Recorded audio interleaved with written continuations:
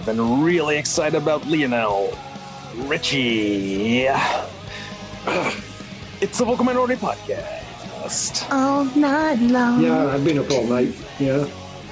I've been dancing on that ceiling all night. I was going to say, would you please get off the ceiling? Hello? Where's your voice? Like, we have to pay for the cleaner. Hi, Mark. Is it? Hello? Sorry. Is it? Hola? Is it me you're looking for? Yeah. Okay. Maybe he was an ambassador at one time. Oh, that would be awesome. Probably once, Also, twice, I really three hope- times. He was. I really hope me hitting the microphone comes through. I don't think it will, but if not, and if it does, sorry about your ears, everyone. But yeah, I was trying to thump the thing. Well, hello and welcome to this week's episode of the Vocal Minority Podcast. Podcast that also really loves Bird on a Wire. So we're chuffed about some recent news. On this week's show, we look back. Why did you say? Yeah, I it got it. makes sense. I got it. Thank you. I got it. Thank The you. crappy film? No. No, although the song is in the crappy film. Leonard Cohen? Hey, what would... Oh, no, shit. but Okay. yes. Good. It hits multiple. Oh, good job, Duncan. I'm so glad you're here. The third bitchy that got electrocuted? Yes. I am. Yeah, I'm very. I look forward to finding out where this is going. Can I spoil it? Can I spoil it? Yes. Like a bird on a wire. Better? You having a stroke? Yes. Shit, really? Really? Neville Brothers. Neville Brothers. The God. Oh my, really? Wow. Okay. You shut Wow. up in a bit higher. The Neville brothers. All right. Wow. Okay. All right. Okay. Mark, you have to add that to the music for this week, obviously. Okay. All right. Adding it. Sorry. It just okay. now. If this has to. It has to. You have to. It's on 14 Spotify. The playlist. It should be on. It should be on 14 Spotify. No, but I mean, seconds of you anyway. Neville Brothers on YouTube? Don't tell the Wurzels. Because So they'll we tell both the hear- Neville Brothers. Oh. I've got a brand new on my office.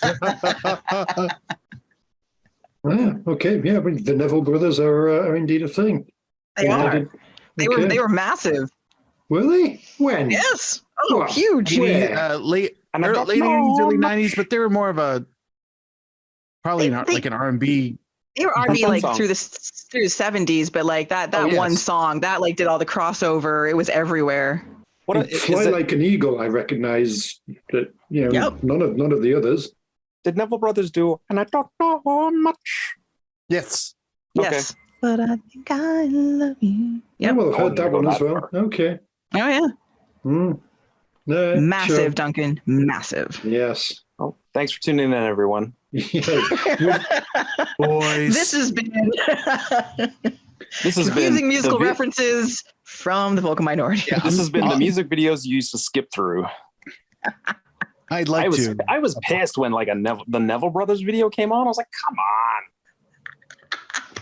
Apologies to everybody who expected this part later in the show. I'm sorry. Yeah. I thought it was just going to be a throwaway line and we could come back to it later in the show, but I was wrong. So wrong. The regrets. I'm sorry. All right, anyway. On this week's show, we look back at another draw for Toronto. Wah, wah. Talk about national teams squad selections, actually. Look ahead to the Nations League semifinals and more. And now to this week's panel.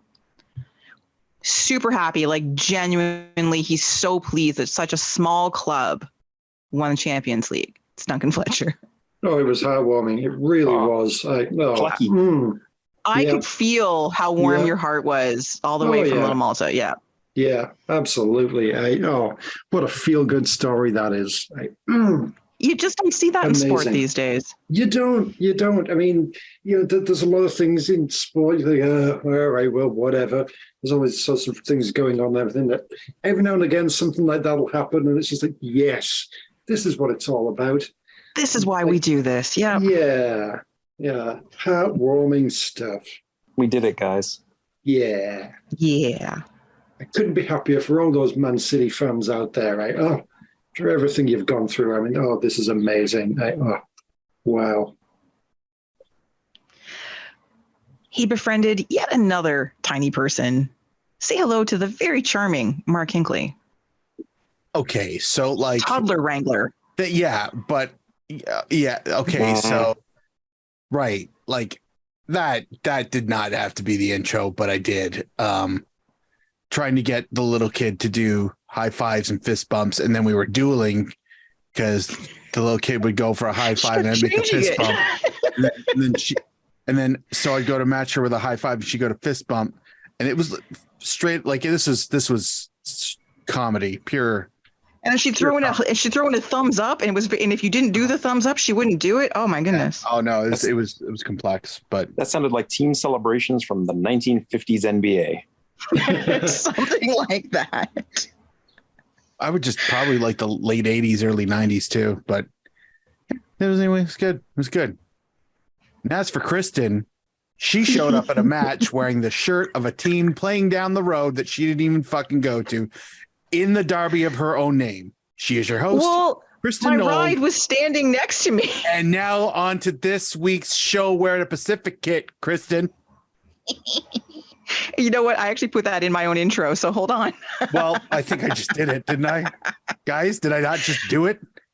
Boys. But I haven't intro Tony yet. Who cares? Fuck. I'm sorry, Tony. Tony's here. Hey. I'm sorry. Shit. Anyway, as our main social media presence on the Twitters, Tony is getting hyped for all of the messy Miami puns and jokes he gets to make. Welcome to Tony Welsh. Because they've already begun and they've been delightful. I blew my wad on Lionel Richie, actually. That's it. No more. It's going to be the most boring Twitter account ever for the next year, is what you're saying? Yeah, it'll just be like line scores of Lionel Messi. Like, you know. I thought you were going to say line scores for Lionel Richie, and I was going to be like, that's impressive. Like number one hits, number one weeks at the top. Like, that's all. I've never forgiven him for leaving the Commodores. Fair. It's fair. It's very fair. Hey, Tony, when you feel like you fully exhaust that one, there's always Lionel Hutz. That's true. Yeah. So you got the lawyer from The Simpsons. Yeah. I didn't even think of that. Well, we can. I'm sure we can source some Lionels if you need it. Famous Lionels. Lionel Blair. Come on, Tony. You probably remember Lionel Blair from back in with the kids on Twitter, Dunk. Oh yeah, yeah. North Americans would love Lionel Blair. Oh yeah. Yeah. Yeah. Famous Lionels. Oh yeah. We need a lineup of Lionels ready to go. Lionels, Lionels, whatever. We take them all. We're equal opportunity, Lionel. Reasonable. No Lions though. No. Or Leos. No Leos. Fuck off. No. But wait, you just meant names. Okay, phew. Okay, good. Well, Mark already did my intro, so then the horoscope too. They're not welcome on the show either. Well, you got a problem.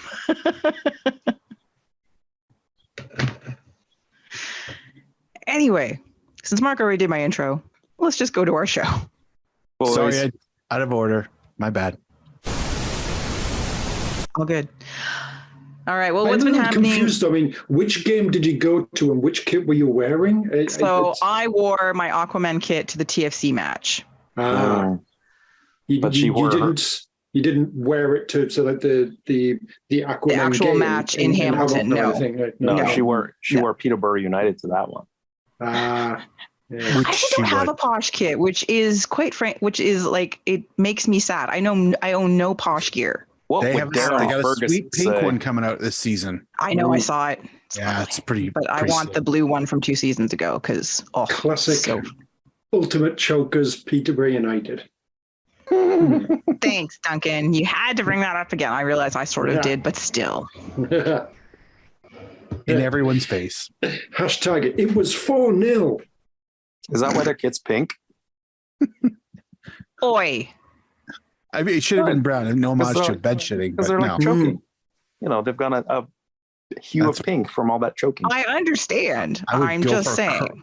I would go more maroon or crimson on that one, but yeah, all right, I guess. Do their kits come in a sealable plastic bag that you can put over your head? Stop it. Stop it. This sounds like a new now. sensation, Tony. Tell me more.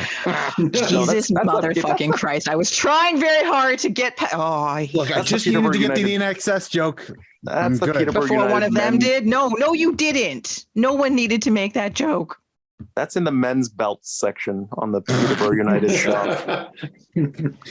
Okay. Y'all have to stop because we're going to Y'all? talk. Yeah, that's right. What big did they do? Let's get to Well, the we're talking about show. Nashville, you know. Hee-haw. Anyway.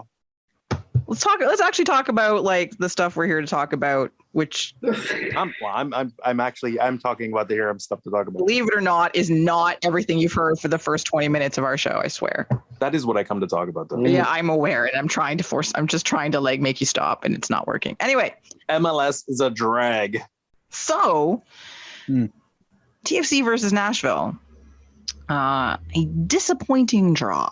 Very disappointing, actually, considering the first half, which was delightful, which was fun, which was enjoyable to experience and watch. True. They were playing well. It was just Oso was back, you know, like good things were happening. It was great. And then the second half happened. And it was not great. Less great. It was less great. Significant. There was drop in greatness. Definite drop in greatness. Yes. The greatness meter, the greater meter just it plummeted. Yeah. But it was, again, it's that game. That's one of the more frustrating ones I find, because you really do look at the first half performance. That goal by Insigne that Duncan, I defy you to not say was wonderful. That was pretty good. Yep, no complaints about that one. Excellent. People want to hype that up. Go ahead. That's sure. Duncan approved. Yes. That's what I go for in a goal mention now. You know, I'm like, oh man, what's Duncan gonna say about this one? Okay, hold on. Yeah, but did Duncan like it? Exactly. Yeah. If Duncan liked it, then it's okay. We can keep talking about it. But it was like that was a nice goal. But they also they played well, and he continued to play well. And although, and Duncan, I said this to Mark, I think more than once through the night, and probably to one of the Augustos. The whole Augusto family was there, by the way, you guys. Nice. Like adorable child. Mom Augusto was there, Papa Augusto, both kids and their respective partners. It was lovely. Anyway, how, and because he's such a good player, and we have mentioned it before, but man, did it ever crop up 2 or 3 really obvious times on Saturday that Bernardeschi is so one-footed. And like frustratingly so. In a couple situations, it was like, did no coach ever grab you and say, can you just like do the basics with the other foot? Like, it doesn't have to be spectacular, but Dude's Jefferson sucks in a Sotelo potato stuff. levels. well, a couple times, yeah. Like it was really, really obvious. Like he had to shift to his left, and it was like, and it would just, the play would break apart. He would get his pocket picked, or he would make a poor pass because it was noticeable a couple times that it was like, man, that just screwed up what should have been a scoring opportunity because he had to do that. But his electric slide is marvelous. Cha-cha real smooth. Cha, cha, cha, cha, cha. Different songs. Mark will get that. Got it. But because I'm a right-footed player, but I used to do drills with my left foot all the time so that I would at least have like some balance no matter where I was on the pitch. Like I'm a defender and I'm a right back, but sometimes I played center, sometimes I played in the midfield. You had to be able to use both feet. And I know I'm not an attacker or anything, but at least I could move the ball with both feet. So I don't know. It just, a couple times it was really, I don't know if I'm starting to notice it more just as he's become a little more frustrated or not as potent as he's been early on in his time with Toronto. I don't know if that's what it is. It's just like, this is the the Achilles heel in his game. Yeah, Nice. probably as much as anything. as much as anything, probably just opposition teams have kind of like noticed, okay, so yeah, he's good, but just force him onto this other foot and things will be okay. It's probably... Yeah, but what you're failing to recognize is that other foot never learned to read. Oh, He's brave for going out there. Touching them. Right. Oh dear. And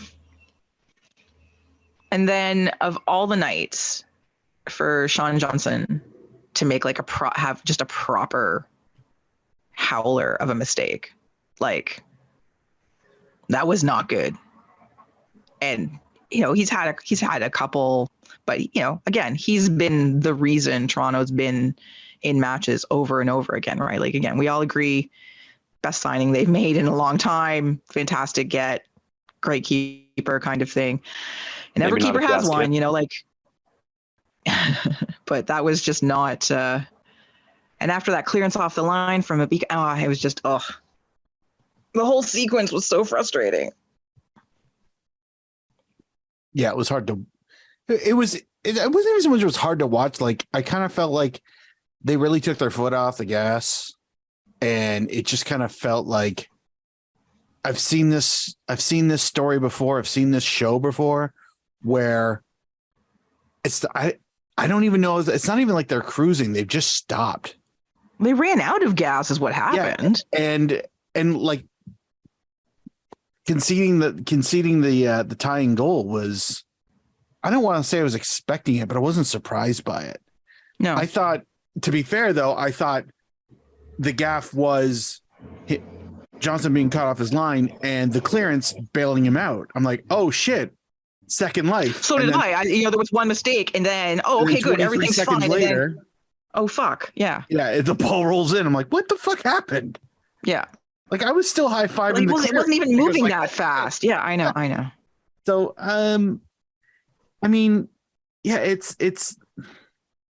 I don't know what to make of it. I don't know if this is the feature now. Like we've solved some of the other bugs in the system, but now we found or created new ones, and it's that now we can put together a solid 30-40 minute phrase of like decent controlling attacking football, but then then the system crashes and nobody knows how to reboot the son of a bitch, and then it's just a matter of time before somebody figures out how to get one back.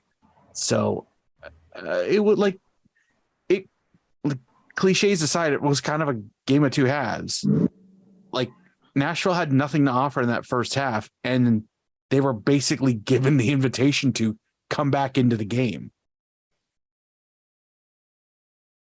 So that's just good hosting. That's just being polite. Honestly, they're just being gracious hosts. You're not wrong. But so like we've sort of talked about this, like, but again, that game and the game before, the lateness of the majority of the subs. Like JMR came on for Kerr 66 minutes, 67 minutes. So I was like, okay, that's a reasonable time for a sub. That's cool. The goal went in. I expected more subs within 5 to 10 minutes after that goal if they didn't respond right away, right? Like if it didn't pick their heads up and it, they were still looked like they were floundering. But no, he waited till like the end of the match before. I'm like, but you have what? Like, I don't understand. And I would like someone to explain to me why, why you didn't bring Cervania on earlier, who has been a very good, has been a good player, has been enjoyable, who can change things within a match. You wait till the 89th minute to bring him on. Cozy Thompson, who's also been playing well. Why you wait until the very end of the match to bring him on? I know Akinola and Peruzza, neither of them have really lit things up, but why not?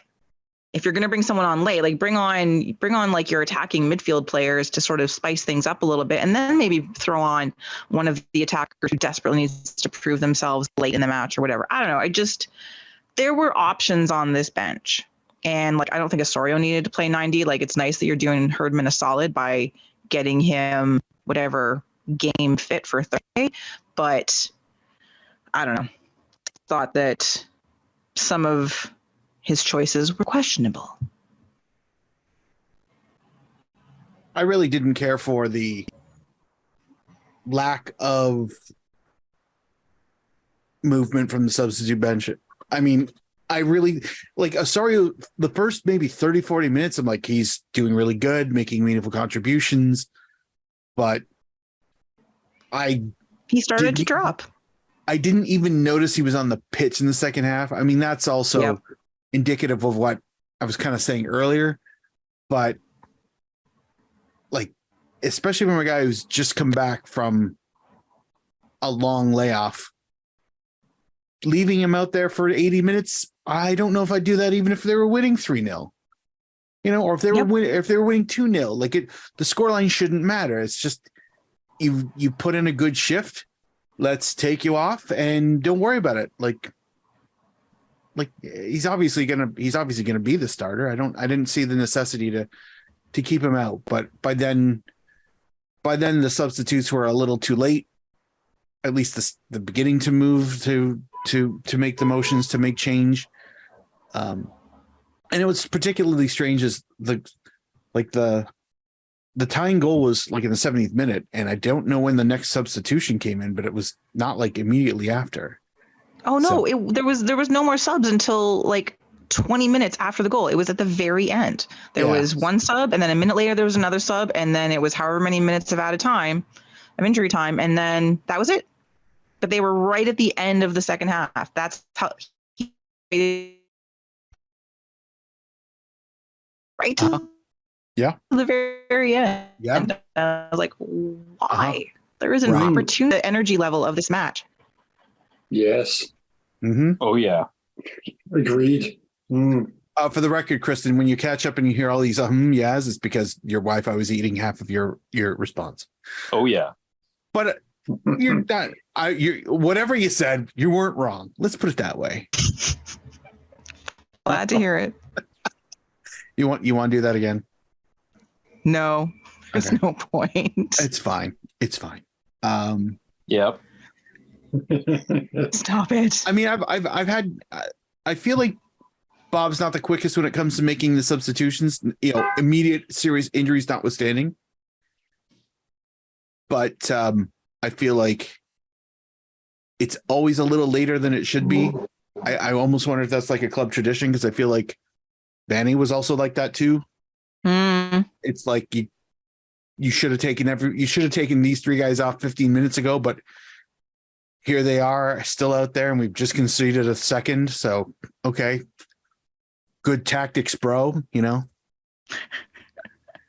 but at least, like I said, I'm seeing the improvement. I don't know if you guys are also seeing the improvement, even though it seems like we solve one problem to create another, but this is a better problem to have, rather than not getting off the ground ever, scoring a fluky goal, and then maybe you eke out something. Yeah. And not conceding late. They're taking the lead. They're at least trying to control the game, which is not what we saw 5 games previously. ago, 10 games ago. Yeah. Yeah. So this is definitely steps in the correct direction, but it's almost like trying to patch holes in a sinking ship. It's like, yeah, we've solidified one part of it, but the other part's leaky. It's not a fair analogy, because hopefully that shit will eventually right itself too. Until then, I don't know. It was particularly hilarious, though. I will just say that here's Nashville with the second best record in the East, and Mukhtar, who's like scoring goals for fun. Yeah, who? And nothing on that pitch told you that you were seeing the second place team with the hottest fuck goal scorer in the league. Nothing. Absolutely zero. I don't know if Nashville came in thinking it was going to be a walk in the park, but like, even good teams can take their foot off the gas. They never really, like I said, second half is when Toronto let them back into the game, is when they kind of sort of not really got going. It was just that was 3 points for the taking. Like, Yes, After 100%. the first half, I was like, okay, if they find a way to fuck this up, which they did, I would be surprised, which I kind of was. I really did think they had I thought they had it. And yeah. Mm. Anyway. Before we move on from this, it's good to have Osorio back. Hopefully this does mean, because he played the full 90. Seems to, not be worse for wear. So see how he does with the men's team this week. More of this from Insigne, please, because been one of the best players on the pitch for the last 4 matches. He's engaged, he's involved, he plays defense. It's bizarre. Seriously, seeing him run up and down the wing, it's like, what is happening here? The boo-o-meter, as Mark and I call it. Something like that. Because something like that. We're workshopping the name. The boo-ometer. Oh, much better. Thank you. See, we need you. We need you for this stuff. It's good. Thank you. That's what I do. We should have messaged you during the game. What's a better way to say this? How exactly is this pronounced? Yeah. The boo-ometer. Yeah, it's always ometer. Yeah. It's never a speedometer or a barometer or a thermometer or anything.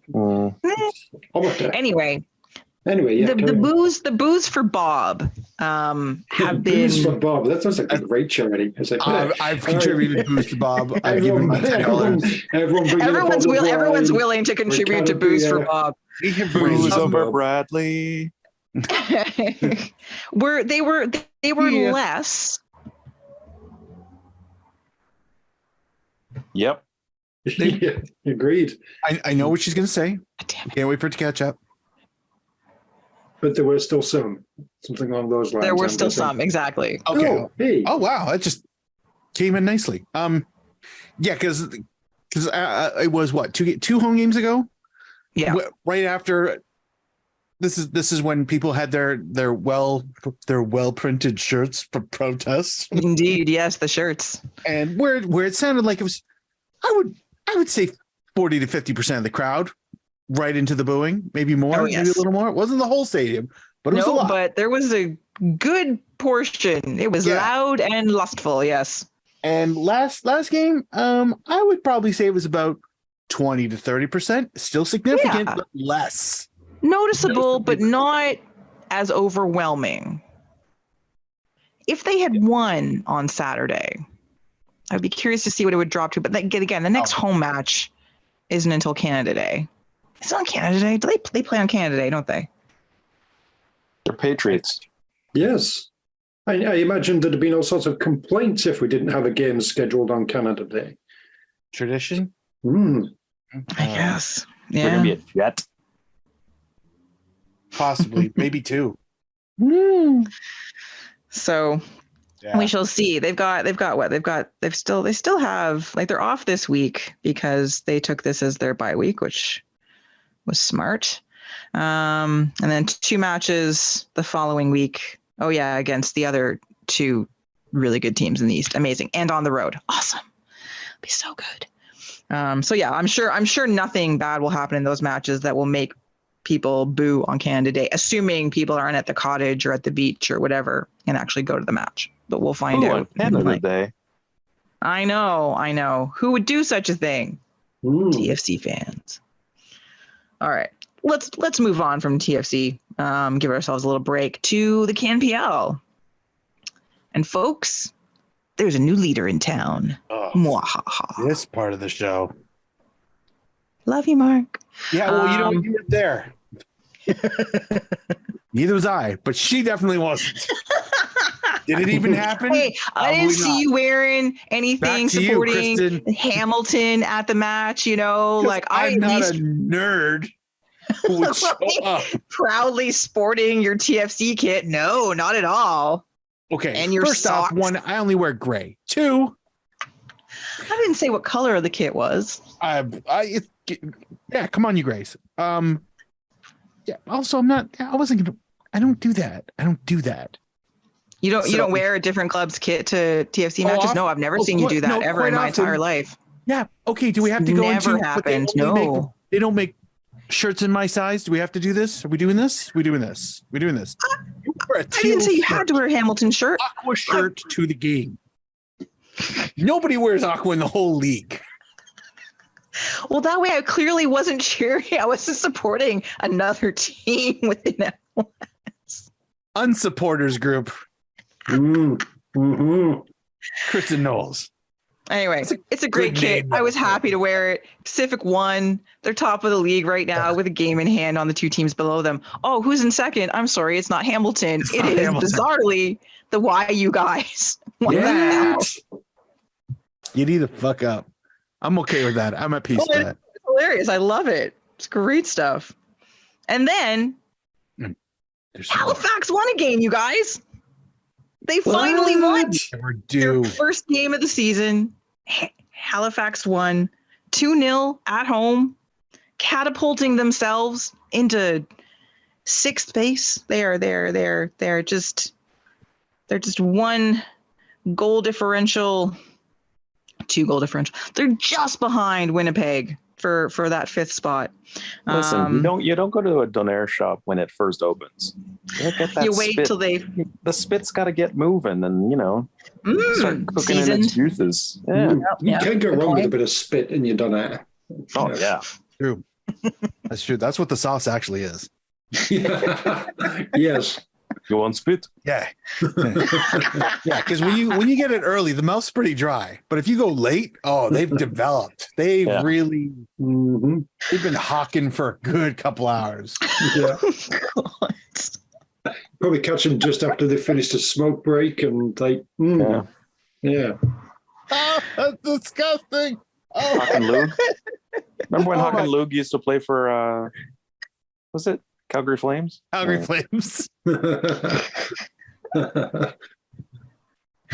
He's hockey, everyone. Yeah. So anyway, they were due to win. They were due to finally eke one out. I mean, the grayest of mice too. Perfect fodder. Beating Winnipeg. That's nice. Mhm.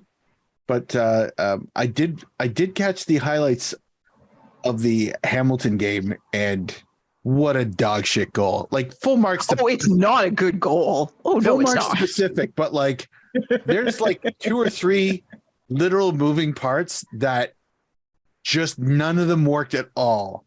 Mandrakar James chasing the ball down, and he headed it down Oh, it was pretty funny. I'm sorry. into his hands, into the path. it was into the path of Tristan Henry, the keeper, but it was like it was 5 feet away from him, like as if it just couldn't. Like if he just left it, it would have been fine. But no, he had to head it down. There was a And Pacific Daniels player. was right there. He was Yep. right on him, but he was never getting that ball. But he was right on him, and he just rifled that fucking ball into the ground. And I wasn't ready for him. Like, whoa, that's aggressive. Henry couldn't keep his hands on it. He bobbled it, and then he went to lunge for it. He was down on the ground, and the ball had squirted out with a clear path to net. Nobody between the ball and the goal line. Just the most gentlest of taps, and I'm like, oh, for fuck's sakes! I didn't watch it, but it sounds hilarious. Oh, it's calamitous. It's worth watching the highlight. It really is. Like Hamilton has not done very many calamitous goals, but this is probably the most calamitous I've ever seen. Like it was like, again, full marks to Pacific, but that literally was the only goal. That was the only score of the entire game. Was that piece of shit. And It was an It's just- interesting game, though. I have to finish watching the whole thing, but it looked like good. solid. And Yeah. like it wasn't a bad game, and it's like, what a crap ass goal. Like Oh yeah. it just the game was good enough that it didn't deserve that as the thing. Yes, agreed. that get To awarded be to the difference maker. Just back to Halifax for a moment. Did not play, isn't expected to play until probably the end of this month or beginning of July. But João Morelli back from injury, which is very exciting. They have missed him.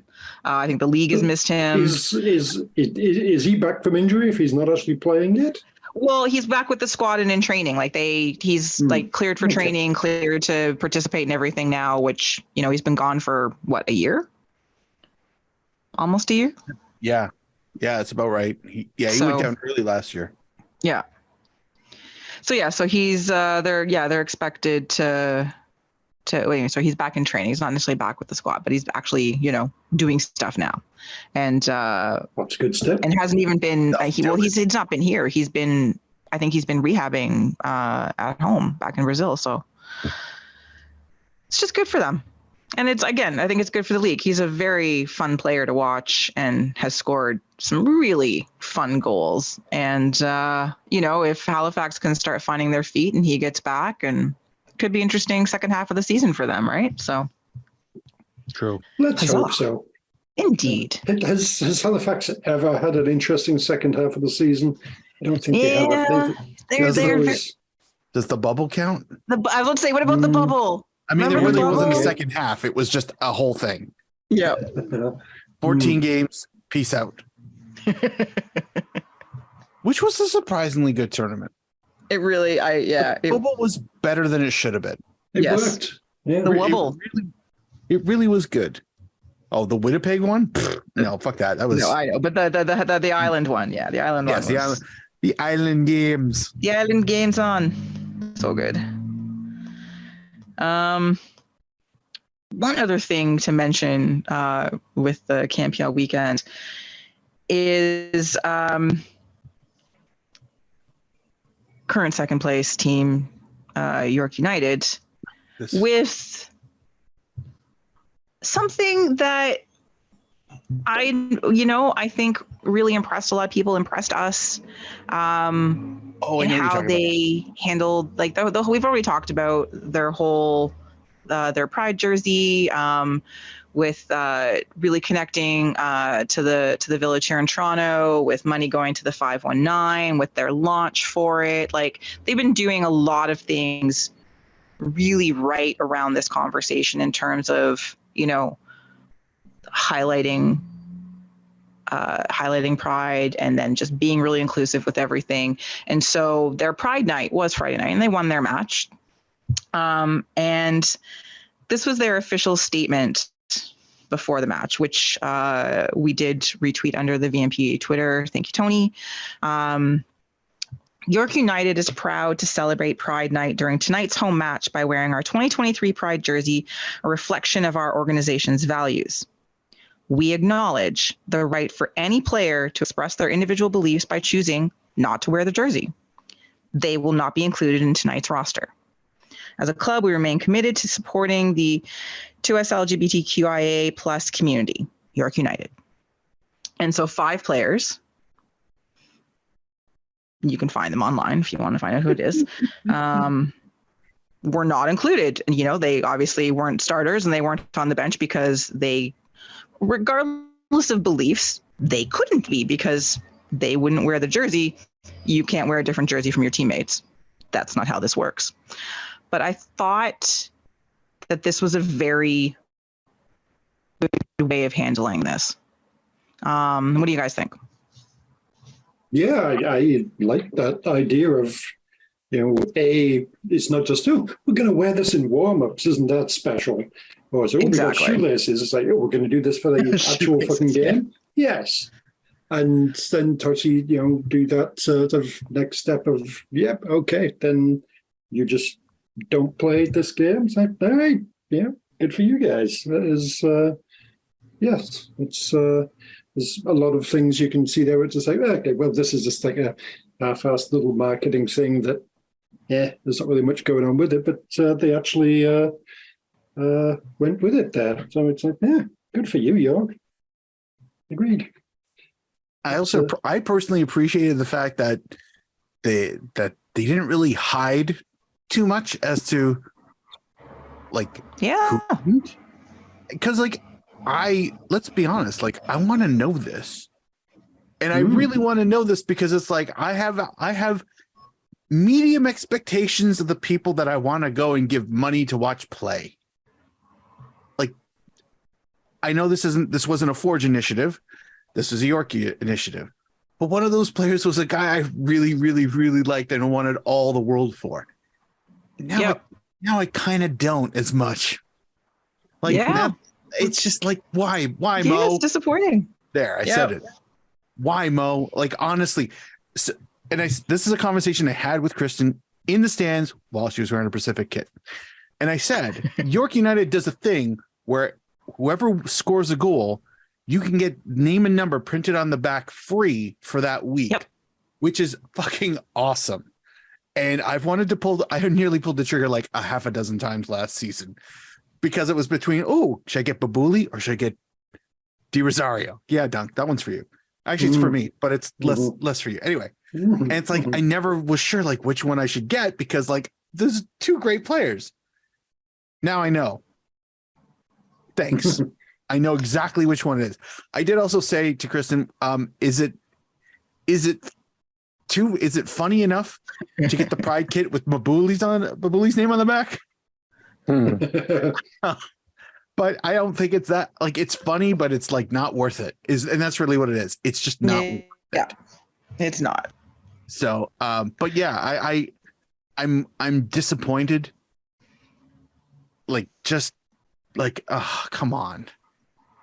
Yeah, well, I mean, credit to the club. They could have. I'm sure other clubs have done things on the quiet and feigned injuries, or whatever. Yeah. So I mean, and I think they did it in a way that didn't like embarrass the players, really. Well, yeah, they didn't like a little bit. Maybe they didn't open it up. Well, maybe a little bit. Yeah, but did they? But I don't mean that in a bad way. No, listen, because these players have the choice. Yep. It's up to anyone who, if you agree or disagree with that choice. But, and yeah, sure, everyone's going to say, freedom of choice, freedom of choice. Yeah, sure. But choices have consequences. Consequences, yeah. Right?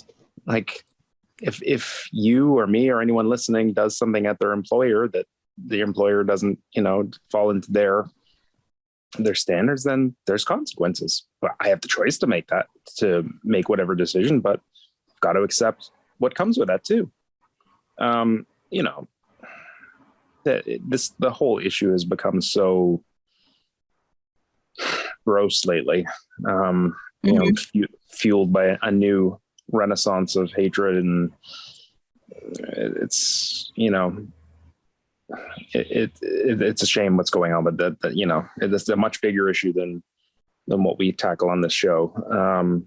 But they did a lot of things right in this situation, and I think there's lessons that other teams could take away from how they handled the whole thing. Really, from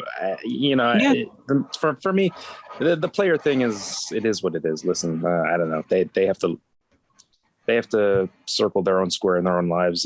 Look at themselves in the mirror and all that. But God forbid these players with such ideals in life. I'd hate to see if they get traded to a club that wears a gambling or a alcohol sponsor. Yeah. Oh, speaking of which, they do have an alcohol sponsor. I guess 0.0 means they're not an alcohol sponsor anyway. Anyway. Yeah. That's almost whataboutism that I don't like, but still. I think for me, like, the player stuff is one thing, but to what Duncan said at the beginning is, they did this in a real way. They didn't make it about a warm-up jersey that is on sale at the gift shop, but you only see it on the players for 10 minutes if you get to the stadium an hour early, or, shoelaces or something, or it's in a promo video on their website or on their Instagram. Yeah. Anyway, no, I agree. I think we've talked about the social media side, the side of York United a lot in the last couple of years, and like this is what we want to see from our teams. This is again, they're having still, again, with whatever's happening with their ownership and stuff. But if they continue to do things like this, like I think I would like to see more support. And sure, yes, I would like to go to matches if it didn't take me an hour and a half to get there. it's it's really heartening. And from that side of things, it makes it very easy to want to see them succeed. But also, it's really great to see a club within this league leading by this kind of example. And we've seen, we see pieces of this here and there with different clubs. Obviously Pacific with Indigenous rights and highlighting that community out in BC and across Canada. That sort of thing. We see little hits of it. The supporters groups all doing pride raisers. If you don't know what that is, just check out any of the CAMPL supporter groups. There's a pride raiser hashtag. Everybody has been raising money for different community groups and organizations within their cities. It's really, really fantastic. But this is, you rarely see a club do this, and to handle it, I think, with a lot of grace and straightforwardness. And I think that's what I really appreciated. Forgive my ignorance. Are they the only club who went this far, who had a kit? And they're definitely only one in the league that had a kit. Okay. If much to the earlier point, if any other club did something like this, it was under the radar. I'm not even remotely accusing a club that other players and other teams. This happened there, and just no light was shone on it.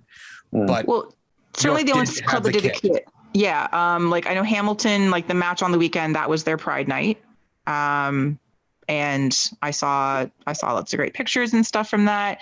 Winnipeg's was last weekend, I think, and some very good representation from Red River Rising.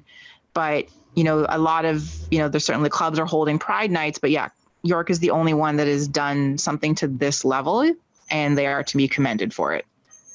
I don't want to harp on those players, but I do kind of. A little bit. But at what point do their, I assume, whatever, religious moral, convictions? religious, whatever you want to say, whatever they're claiming they are. At what point do they cross over to, if that's the club they play for and they have troubles with those ideals, is a piece of cloth the deal breaker? You see another sport. Do you get what I mean? Yeah, I understand. But if you have such trouble with a piece of cloth, how do you not have trouble that your employer holds those ideals to the point where they're making that? You follow what I mean? The conviction thing. Yeah, I do. I think that you can that applies to a bunch of different conversations right now. We're talking about the pride flag. But sure, but beyond that, what I'm saying is, if you feel so strongly that you can't represent that, but if the club you play for, who pays you, is fully, if that's in their values, why is now the line and not earlier? Why is cloth the line? I can see where they're coming from with that, though. I mean, it's, I have been working, for various sort of kind of capitalist-y, greedy companies, that I maybe don't particularly agree with, but I need a job. And, they're going to go do their thing. I myself, when I'm at the job, sure, but, they don't really have to be really going out there and rah, rah, hooray, these guys are great. If something was, I don't know. I think you can work for a company without really, this is my job, this is what I do. This is one of the few places where, I can get employed to do this. Do I agree with everything about this company? No, but whatever. It's an extra step up, I guess, to be, all right, I'm going to be going out there and fully putting on display that, yes, I agree with, I'm fully displaying these values that I, maybe don't particularly agree with. I mean, it kind of baffles me when you mentioned there just like sponsors and everything. And it's just like, yeah, okay, there's been all sorts of kits that are presumably terrible or that people like don't like, or they just have like these really obnoxious, unpleasant sponsors on them and that sort of thing. Or, for whatever reason, they're a team that plays in red and all of a sudden they start playing in gray. And, people will just like go along with those jerseys and everything.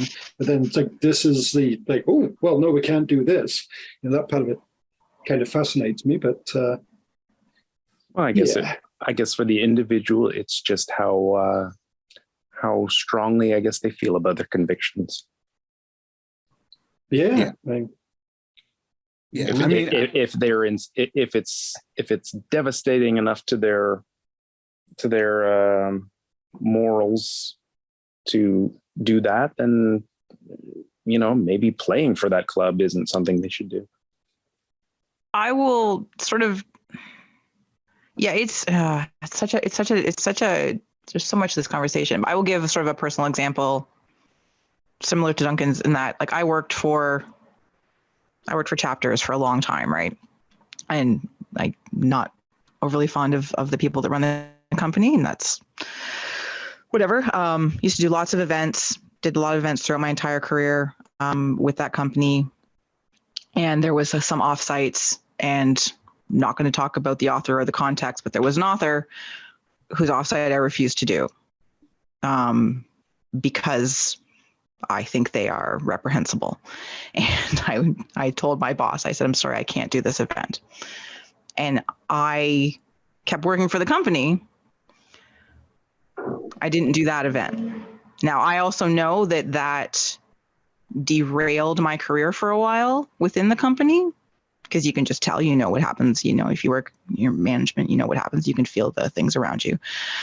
But I couldn't in good conscience go to that event, look at that person and probably not punch them, but just be a good employee kind of thing. So I removed myself from that situation, which was not easy to do because I had only been with the company for a couple of years at that point in time. And I was like, this is probably a really bad idea, but I did it anyway. But I still worked for that company for another decade plus, disagreeing with lots of things that we did as a company. Now, if chapters had come out as homophobic, I probably would have walked away. Anyway, I don't agree with people using whatever I don't want to get into it. It's going to be a really long conversation. Sorry. I just wanted to throw that in there because I was thinking about it as Duncan was talking. Mm-hmm. I will say I do respect Duncan's right for not wearing a Di Rosario shirt at any time. Oh, can we talk about Baby D-Ro doing the shake and bake? Because that's what he did when he scored. Is it a baby shake and bake? It was yes, it was.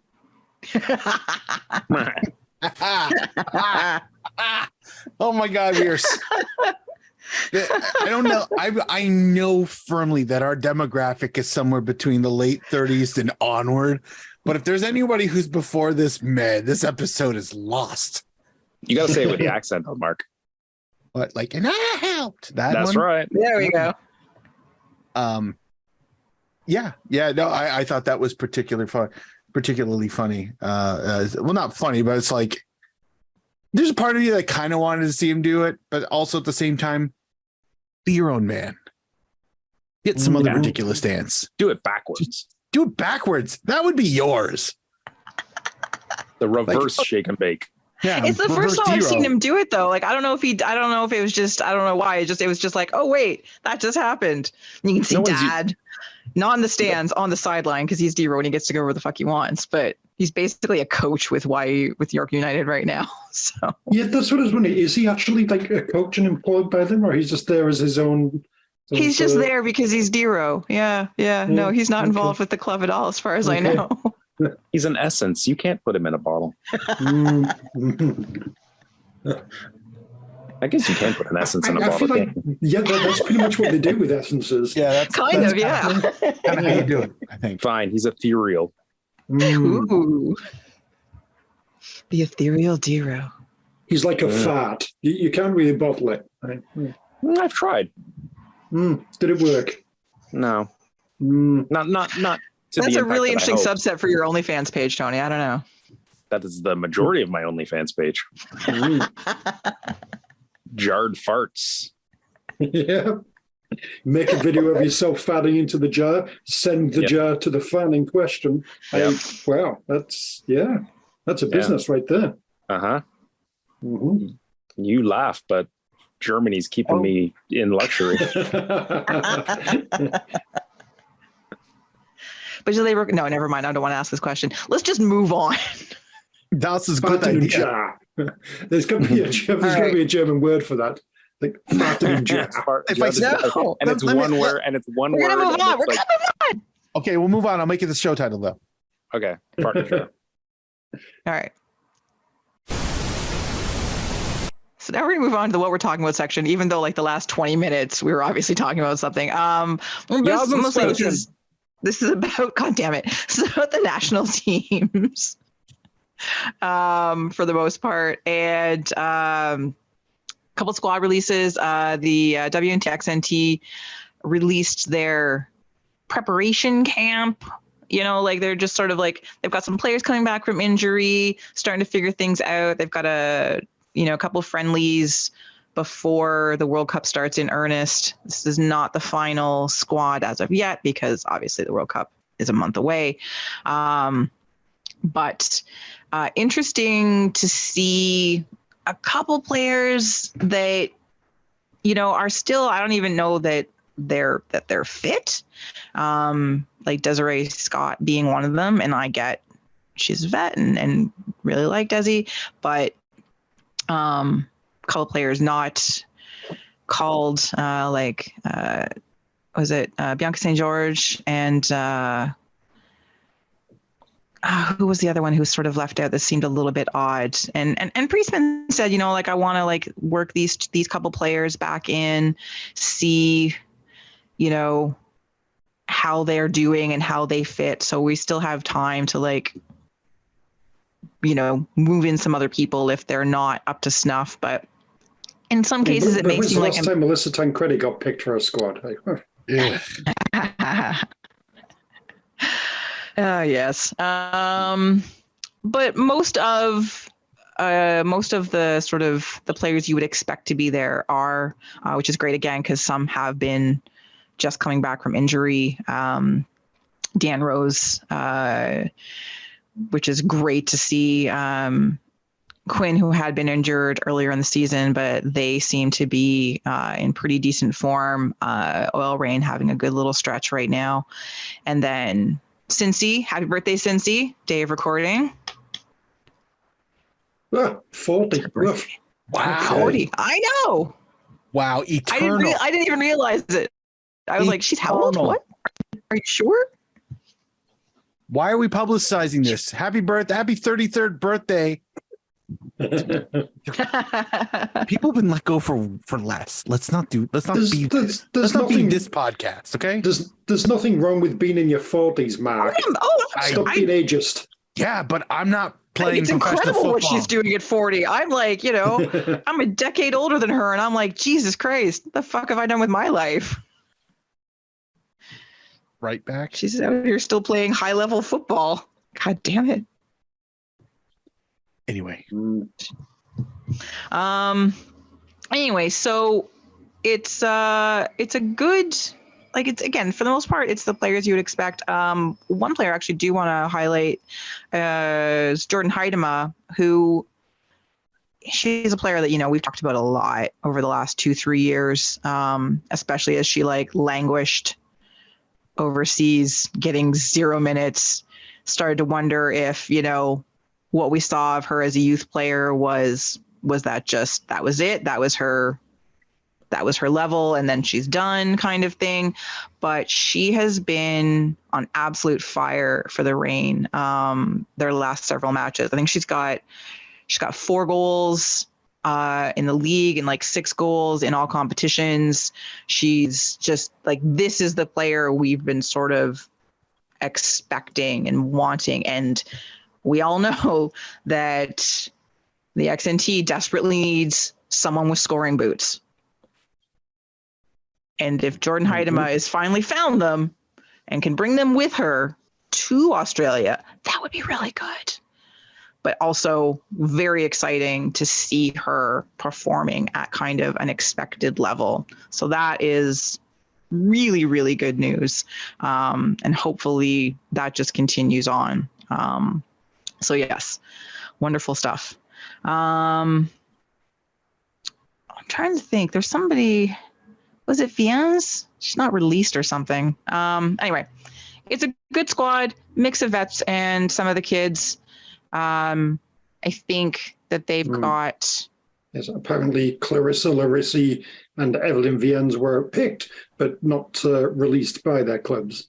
Thank you. I was like, there's someone else and something weird going on, but they'll be released for the World Cup, right? This article I'm reading suggests there will be, and you'd think so. Okay. Yes.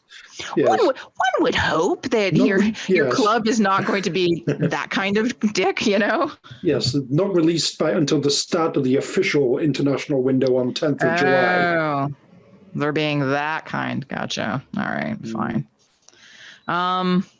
Anyway, solid squad.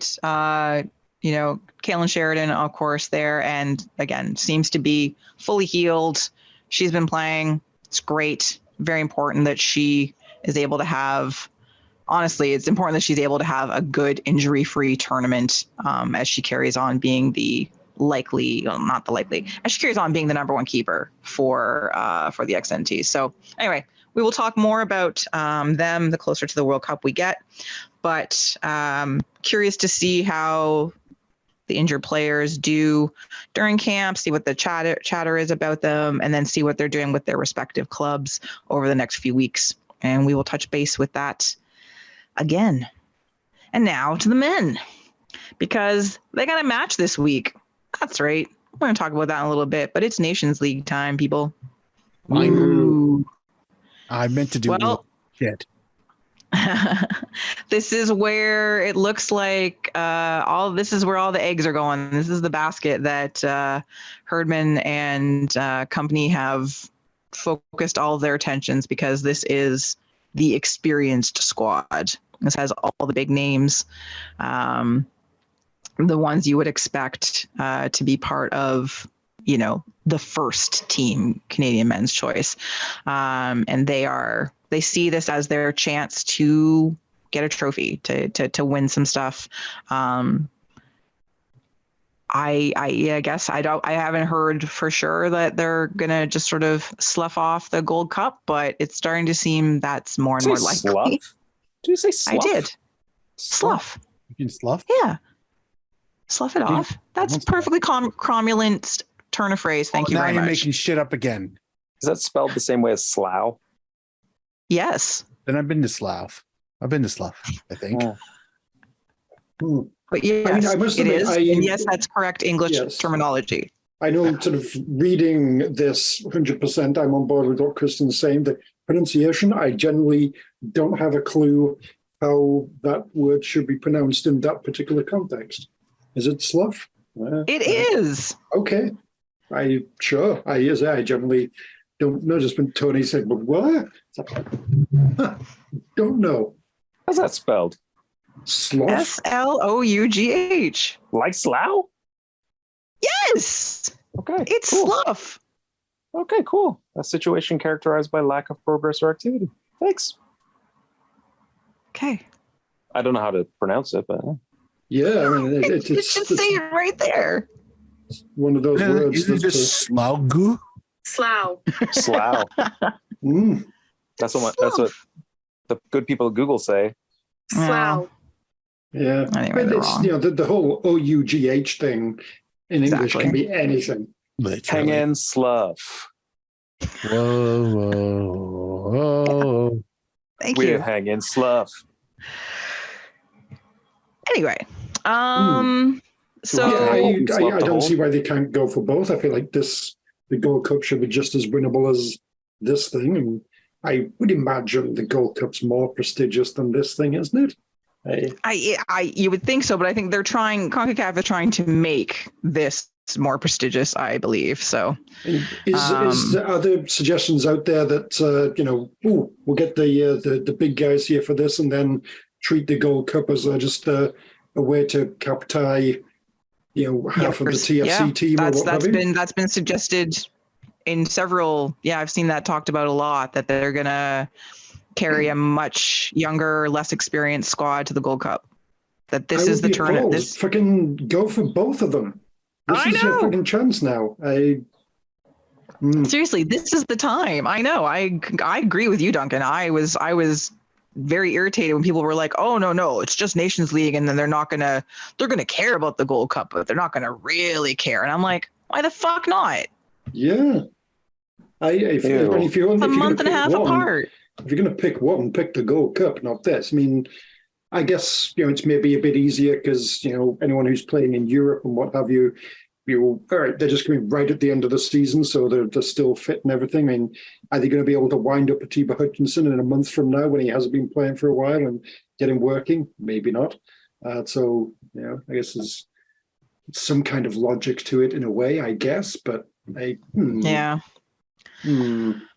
I'm mostly disappointed that I said hang and slough, because I found it also means shedded skin. Yes. Yeah. Yeah. So that's what Kristin was talking about. Let's say slough it off. Yeah. Hang and slough means when you have a really bad sunburn and you got one of those big peels, but it's just hanging there. Thanks for that really awful visual. That is a delightful image. Let's talk about donair sauce again while we're at it. Let's Jesus Christ. Well, you never talk about the fucking squad, please? I guess so. Spit in your donair sauce is one thing, but you don't want to get slough in there. Oh, that makes it crunchy. Slough is like gristle. Anyway. So, for the most part, this is big enough. You could use it as a wrap. No! Stop it! Stop it! If you're on the Atkins diet or something, you don't want bread. People. You could use. So wrong. It's called a I just want to note that I tried to talk about the players. Really did. You really did.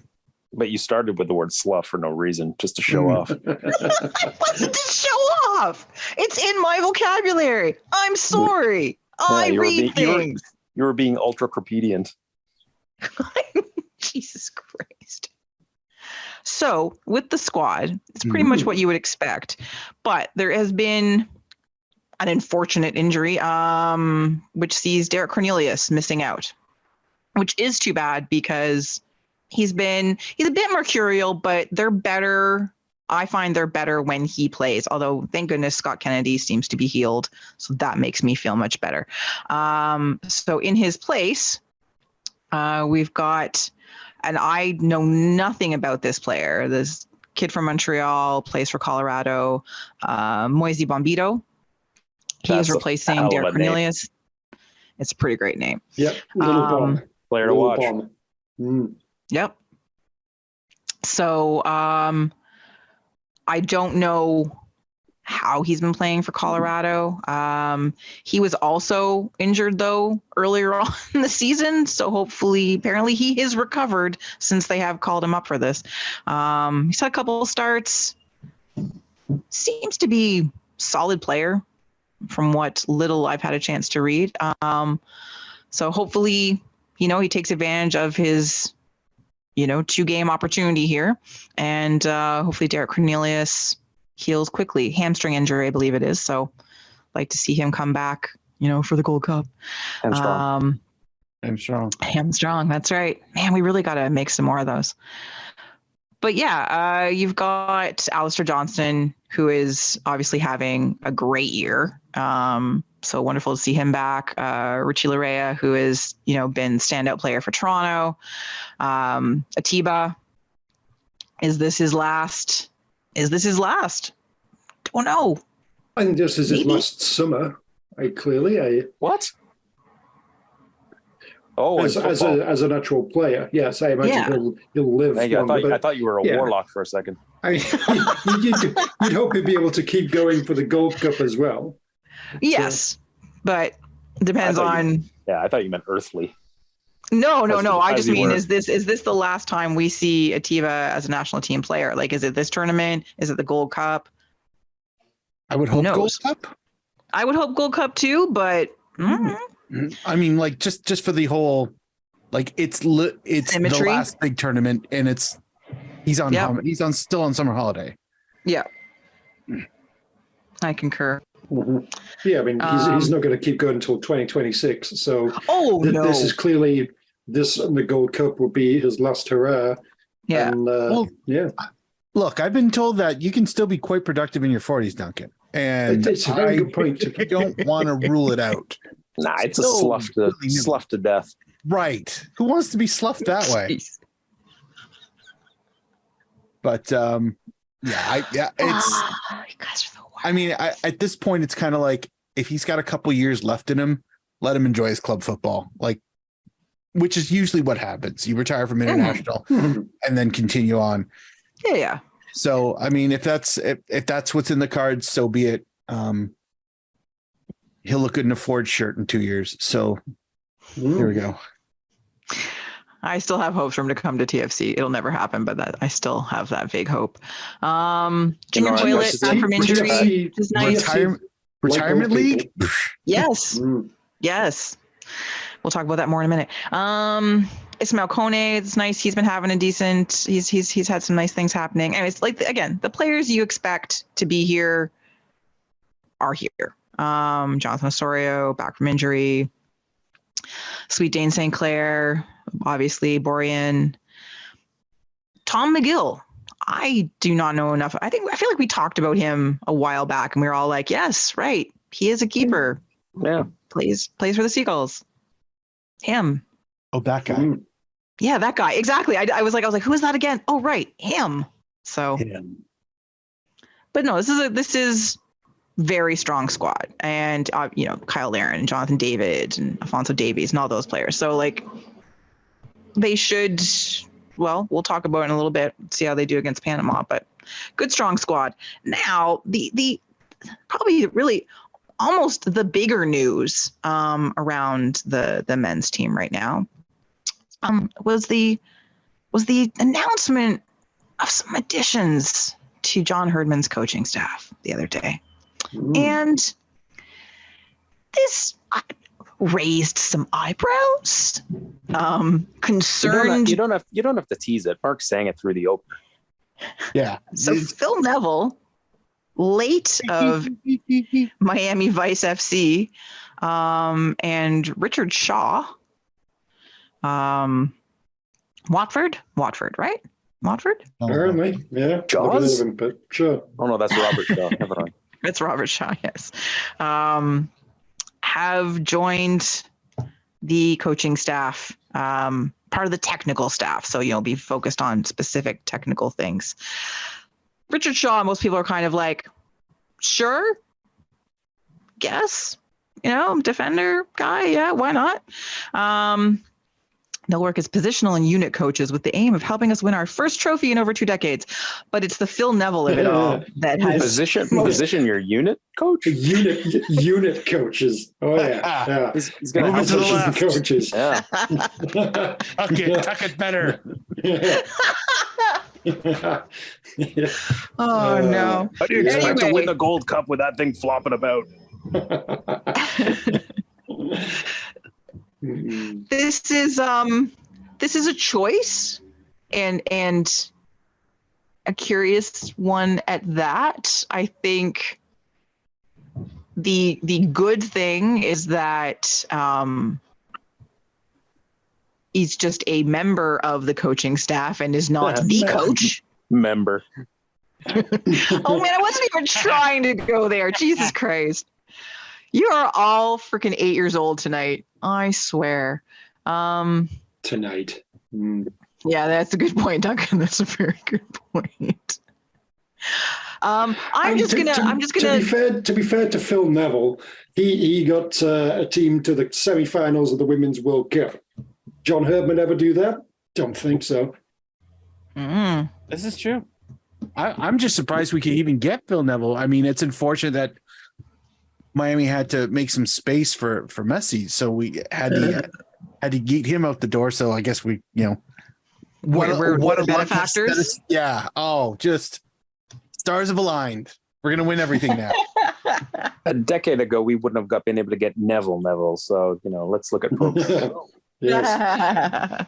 I just hope somebody out there, James Grossi, if you're listening, you go to a press conference, Phil Neville starts talking, just interrupt him.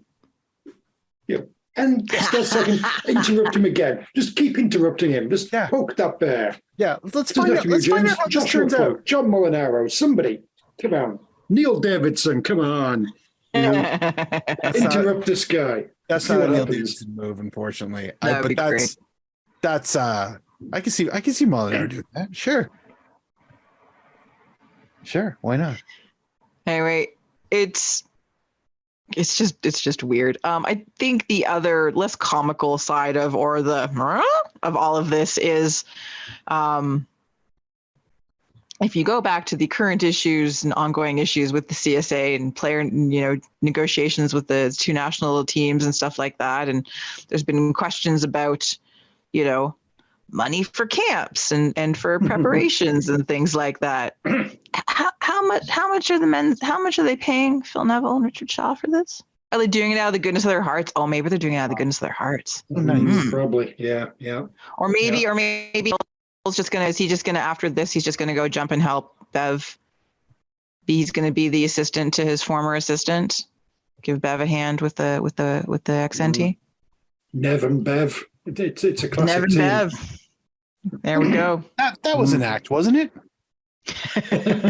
Probably back in the day. Vaudeville, I think. Vaudeville. Nev and Bev. Classic. Meow. Anyway, that's probably the only real question to ask around this, other than also how short is the leash that Neville is being kept on by Herdman? Probably not that short. We'll see. Ink. Richard Shaw had a triumphant playing career. I was reading the article there. Triumphant. Oh, primarily with Crystal Palace and Coventry City, but triumphant all the less. Well, if it's triumphant, then those are two clubs that scream triumph. Yes, Phil Neville's playing career is described as successful. Richard Shaw's triumphant. Indeed. I see that before transitioning. Yes. Fuck Phil Neville and everything about him, or Gary Neville, whichever one of the Nevilles it is. I think it's Phil, isn't it? Fuck Phil Neville. But he was fairly successful. He probably had more triumphs than Richard Shaw did at Crystal Palace in Coventry. Just guessing. No. I don't know. You said Crystal Palace, right? I did. You know what? I think history's going to show that he was the more successful of the two. I don't know this Neville guy. I don't know. I hear his brother did it well, but anyway. I did. Coventry City. I'm thinking he's not old enough to be there in 1987. There hasn't been much triumph in Coventry City since then. So almost this year. Not this season. Almost this year, yes. Almost. Oh, They got to move back to their stadium. That is nice, yes. That's true. A triumph. Yes, fair. Well, we'll revisit the coaching editions next week when we recap the Nations League's matches. Can we have it in a segment called Neville gazing? Nice. Yes, absolutely, we can.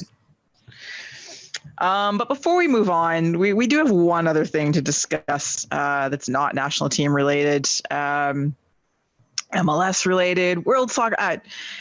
So something we've talked about before that we were like, no, you know what? It's never going to happen. He's never actually going to do it. It's not actually going to happen. Well, it's fucking happening. Messi to Miami. Oh, what a feeling. What the hell?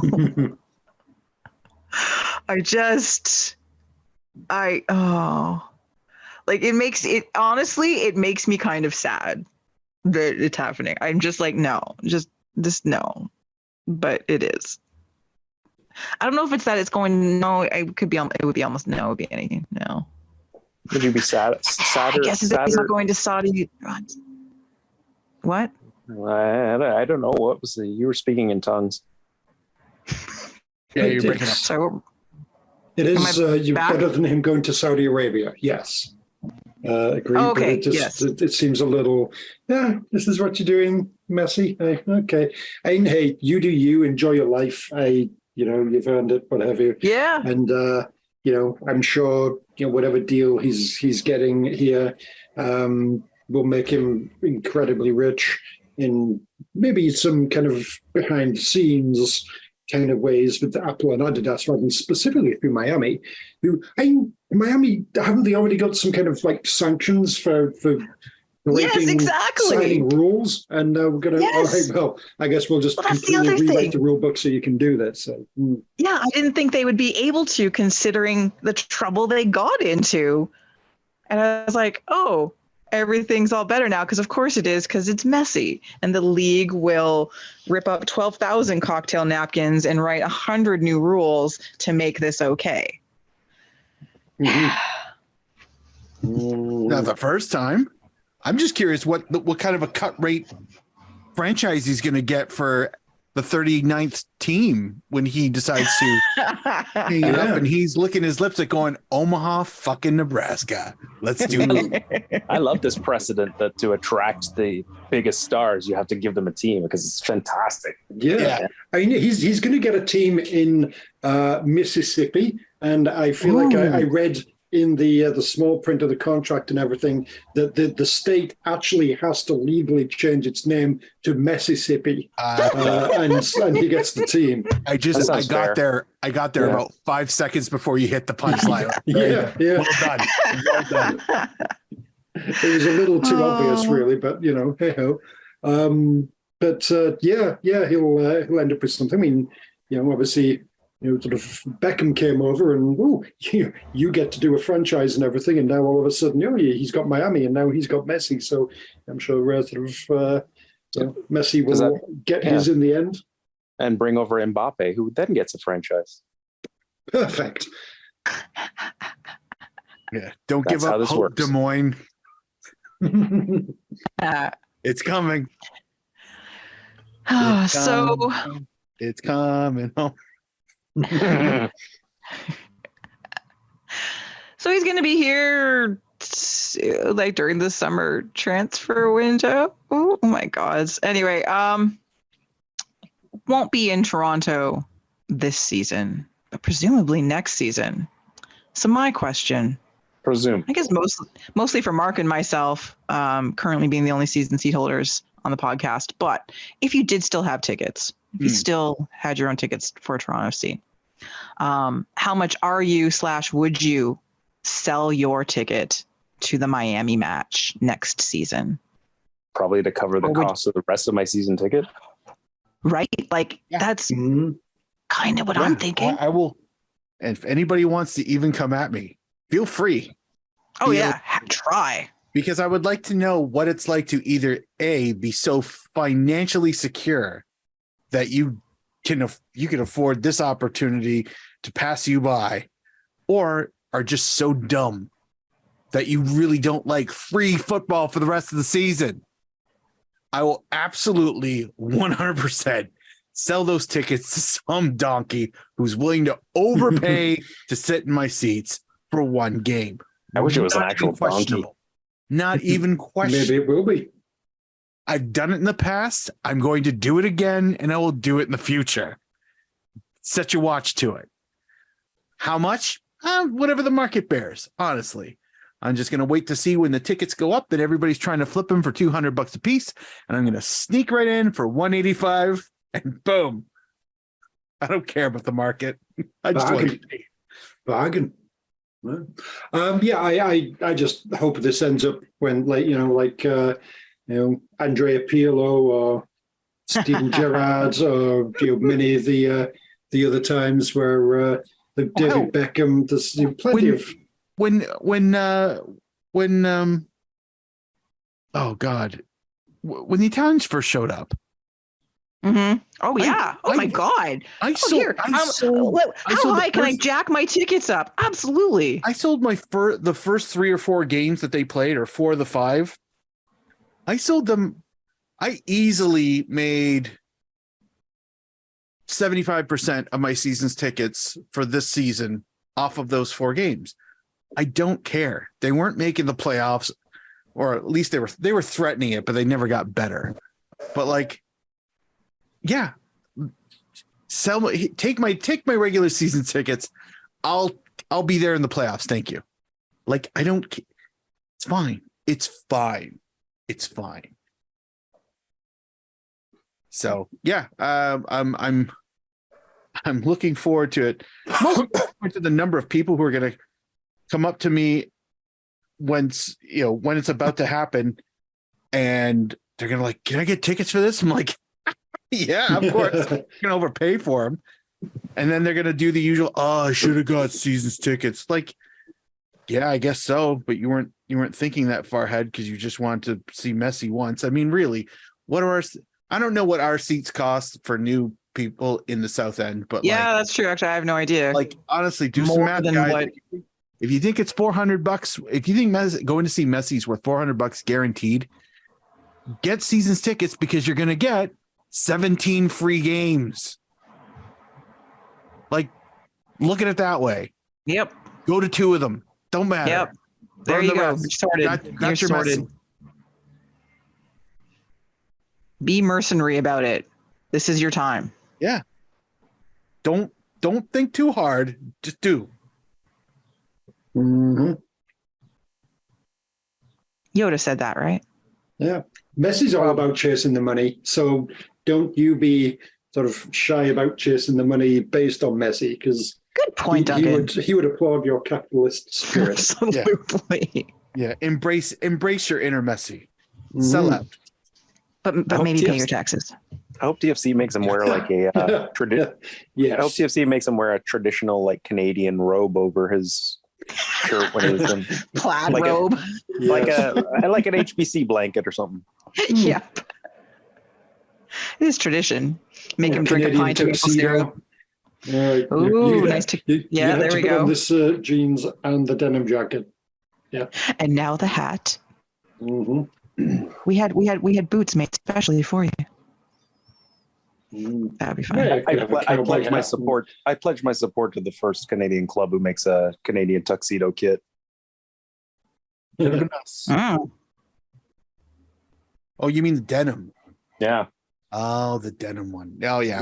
double denim. Yeah. Well, we Yeah. got a new home kit coming out in 2 seasons, and I've already done some magic once.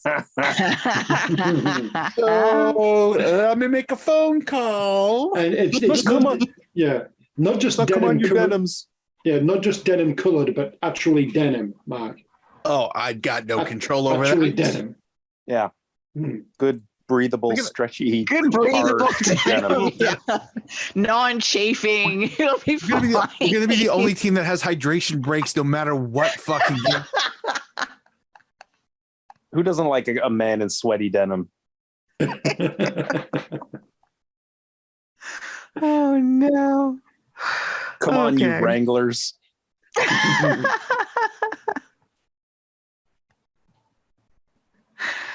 All right. Okay. Well, we got one last thing to talk about, and that's what's coming up. And that is, of course, this week's Nations League matches. Canada are in the semifinals against Panama on Thursday night at 7 p.m. Eastern. And the Americans are playing Mexico at 10 p.m. the same night. And then the third place match and the final will be on Sunday.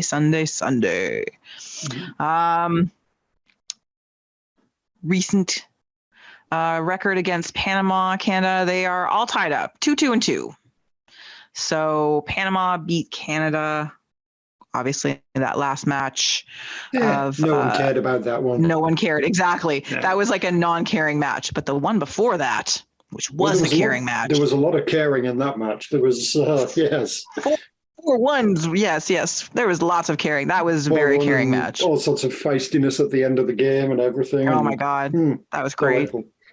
Yes, it was. And then anything before that is like 8 Yeah, it years doesn't before count. sort of Yeah. thing. So Yeah. almost, we don't care. I feel like Canada should win this based Yes, on of who course they're they bringing. should. Somehow Panama made their way to the semis. It's just CONCACAF. Yeah, it's a good point. Yeah. I didn't even bother looking at the Panamanian squad. I don't even have players to watch for you guys. I was like, yeah, there'll be players. Yeah, exactly. Yeah. Yeah, I mean, the main thing I'm taking out of this is I'm sort of just amused that it's just like, right, USA versus Mexico's in the semi-final now because, Yeah. fuck you. Canada's the number 1 seed. You guys are 2 and 3 now. This kind of thing is obviously completely set up to be the usual. USA in one semi-final, Mexico in the other, and then they play in the final. This time. No, you get the semi-final, bitches. Can't wait for the It's lowest. kind of great, isn't it? The lowest ratings for this that they ever expected. You mean, And it's the late match too. Mexico versus Panama in the final? Who the fuck's watching that shit? Vegas, baby. Yeah.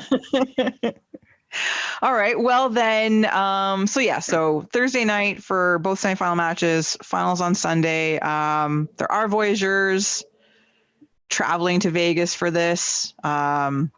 I don't know how many, but we do have a section, so you should be able to see that on the telly, as it were. Go to the Voyageurs board for meetup places and stuff. But the big question, of course, is what are your predictions for both matches? And then we can talk about the final. Dealer wins. Or guess. Dealer wins. Double down. All right. I'll first off I'll go with I think 2-0 Canada. Okay. Know that. And for the other one, I mean, I obviously want the Americans to win because I want to beat their ass in their own stupid stadium again. But if not, I don't really care. I hope both teams don't have fun. There. In your faces, bow down to the new champs. Woo! I pretty much agree with everything Mark's saying there. I'm going to go with 3-1 for the result for Canada.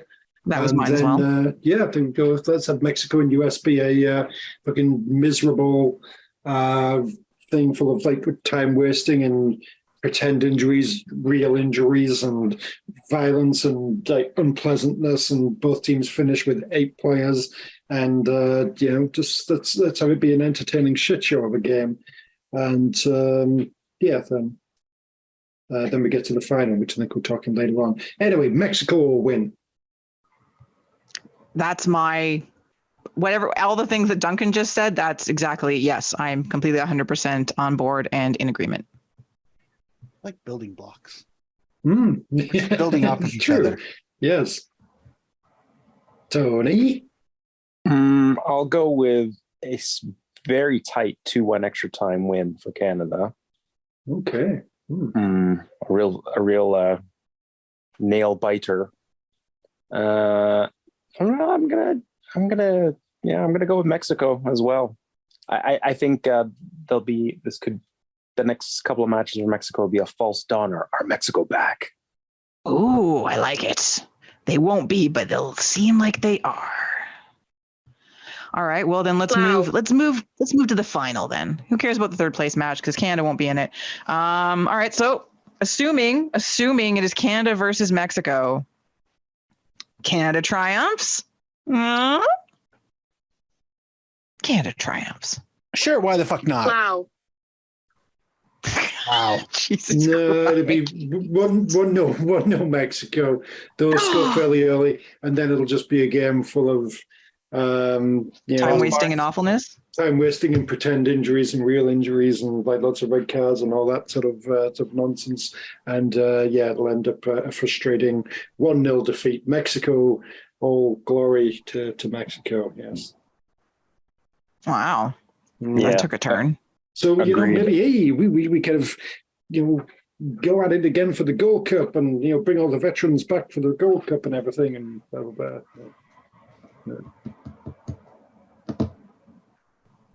Yeah, I'm down with that. I think a lot of hype going into a Canada-Mexico final and a real letdown. And again, oh my God, Mexico are back. I'll say 3-0. Oh, Whoa. pardon me. What? Watch your language, sir. What? Did you say 3-0? Canada doesn't even get a goal? What 19 something are you paying attention to, sir? Adios. Duncan said 1-0. Yeah. Jesus. Adios indeed. 2-1 Canada. Yeah, I'm thinking 2 in Canada. And we're up nice. 2-0. There's no comeback. Like it's not like, No. I think this is like, I think Canada goes up, 2-0. They tie it, and they win late. I'm thinking 2-0 and then squeaky bum time for like 60 minutes. Oh, that sounds very Canadian. That actually sounds very realistic. Yeah, so. Sounds on brand. That sounds very on brand. Maybe I'll go with what you're saying. All right, so we're full of some optimism. And then we'll be back to talk about the Gold Cup, in a few weeks because that's happening. When the Gold Cup's in July, right? Yes. It's basically the exact same time as the Women's World Cup, basically. Yeah. Is that correct? Did we discuss this already? I feel like we did. Yeah. Anyway. And there'll be no MLS, so, that's fine. I'll make it easier to talk about the Women's World Cup and apparently the Gold Cup. And because we're not talking about that other tournament. We probably will, but we'll pretend like we're not. Probably will. All right. Well, that is our show this week. That is our longer than expected show this week, but we had lots of things to talk about. I don't think it was all that long, really. No, Mark, it was. We could sneak this into 90 minutes, couldn't we? Nope. No. Duncan, that ship is well sailed. Duncan's got Stockholm syndrome full on now. This was but look at how optimistic and look at how optimistic he sounded though. Like that was like, oh no, that was fine. I love it. It's great. Please join us next week when we recap the Nations League matches, preview, I believe, 2 Toronto FC matches. I know. See what else exciting is happening in the world of the KenPL. And anything else that tickles our fancy in the world of football. I have been joined by the entire Vocal Minority podcast panel, to be found out there on the Twitters at Duncan D. Fletcher, Mr. Duncan Fletcher. Hello. On the tweet machines, holding it down over at Vocal Minority CA, Mr. Tony Walsh. Glasgow fullet mit Blauhungen. Dear God. Yes. No. Out in the Twitterverse, Nerd Mark with a K, not a Q, Mr. Mark Hinkley. Thanks to everybody who continues to support our podcast via Patreon. We absolutely appreciate it. We got shirts. Tony did them. You can find the link to that shop on our website, vocalminority.ca. As I said off the top, all of the soundtracks, I guess you could call them, all that would have been in every episode. Thanks, Spotify, for killing that. Ironically, there's playlists on every episode that I've put up, and you can find those on the show website, on the show page with and it's embedded, and you can listen to it and then ignore it because I like still putting them in. And lastly, I just want to know, Tony, what does it translate to? Jar filled with flatulence. Nice. Flatulence. Ooh. Not flatulent. So it's flatulence, not flatulence. Sounds like flatulence, though. That totally sounds like flatulence. I'm not editing it to correct it. Just let you know. It's a jar full of flatulence. Anyway. Delightful. As for me, you could find me on the internet. Yes, the entire internet at KZ Knowles. I have been your host, Kristin Knowles. And until next week, Canada, get used to it. Ein Glas voller Blähungen. Delicious. I can smell it from here.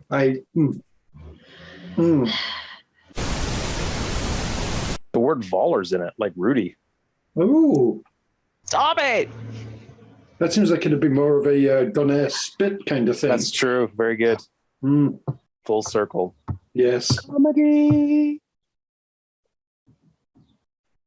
Is this over?